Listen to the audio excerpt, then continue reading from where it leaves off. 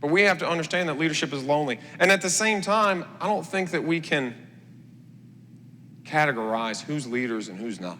We do that sometimes. I'm not really a leader. It's not really in my personality to lead. It's not who I am. The fact of the matter is there's times when it needs to be. I was reading a book recently by General Stanley McChrystal, former general, 4-star general, I believe. And it was just his memoir, and the book itself is irrelevant to this conversation, I suppose. But the title of this book, My Share of the Task. I've thought about that a lot over the past few weeks since I started listening to it. What that means. Of course, he pulls it from some Ranger creed, military. What does that mean? What is my share of the task? Oftentimes we think about that, and right, I want to do my share. I want to do my fair share. So I'm going to, see what it is. I'm going to write it out. I'm going to check these boxes. I've done it. I've done my share. But I started thinking about that, and as I've thought on this phrase for the past few weeks, what it means. I've thought about it as it applies to numerous things in my life. What is my share of the task, for example, as a husband? There's certain things that I do. There's certain things my wife does. I cut the grass. She doesn't, so that's my share.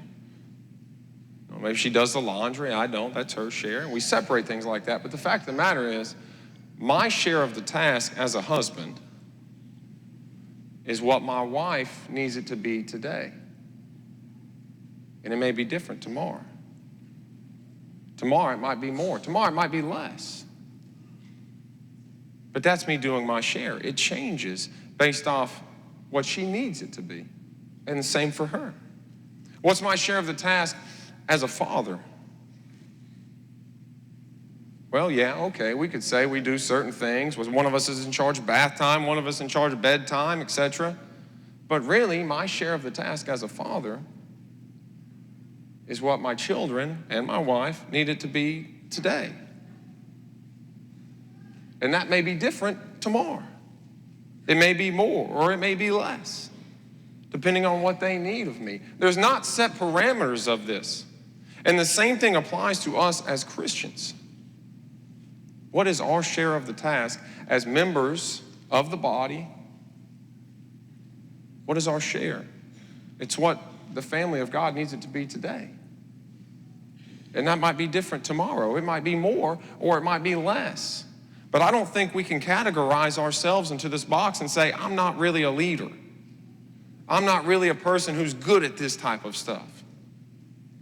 Because there may be a time in which we're called, based off the circumstance and the scenario, to be a Nathan to someone. And I can't say, that's not really my share.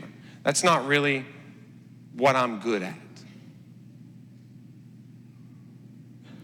Because Nathan wasn't necessarily even the leader that David was, perhaps.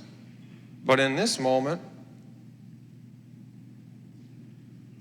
he confronted the king. He knew his recent deeds. He knew what David had just done.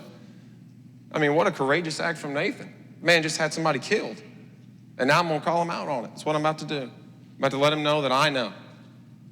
Because David thought this thing was all this was done in secret. I don't know how he was going to react. He could have me killed. But he shares the truth in love. Look at 2 Timothy chapter 2 and verse 24. Beginning in verse 24, we see this concept, what it means to share the truth in love, what it means to lead in this type of way. And a servant of the Lord must not quarrel, but be gentle to all, able to teach, patient, in humility correcting those who are in opposition, if God perhaps will grant them repentance, so that they may know the truth. 1 Corinthians 16, verses 13 and 14 continues.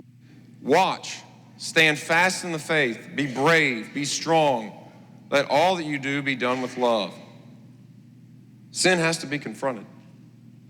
It has to be confronted.